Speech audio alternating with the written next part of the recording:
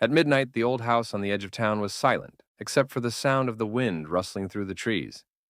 Julia had just moved in and, despite the rumors, was determined to make the place her own. She was alone, having left her friends outside for a final drink before closing the door behind them. The moonlight cast eerie shadows on the walls, and the air felt unnaturally cold. As she began unpacking, Julia heard a faint whispering from the attic.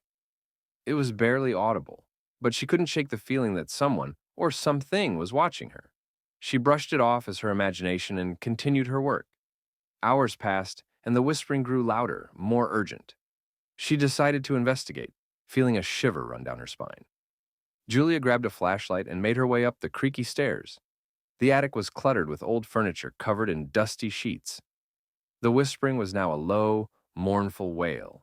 Her flashlight flickered, revealing strange old portraits on the walls, their eyes seeming to follow her every move.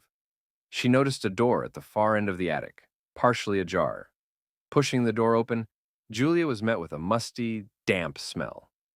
The room beyond was small and empty, except for an old, ornate mirror in the center. The mirror's surface was covered in a thick layer of dust, but Julia could just make out a reflection that wasn't her own. Behind her, a shadowy figure stood, its eyes hollow and dark. Julia spun around, but the attic was empty. When she turned back to the mirror, the figure was closer, its face twisted in a grotesque smile. Panic surged through her. She grabbed the mirror and tried to throw it, but it was as if it were glued to the floor. The whispering grew deafening, and the figure in the mirror reached out a hand, its long, bony fingers pressing against the glass. Julia's heart raced. She stumbled backward, knocking over a stack of boxes. The mirror shattered, and the figure let out a blood-curdling scream. Julia ran down the stairs, her breath coming in ragged gasps.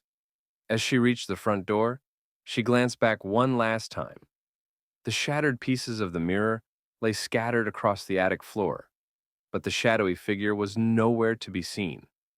The next morning, Julia's friends arrived to check on her, but the house was eerily quiet. They found her belongings strewn about and the attic door ajar, but Julia was gone. All that remained was a single shard of the mirror on the floor, with an image of Julia's terrified face reflected in it, frozen in a final silent scream.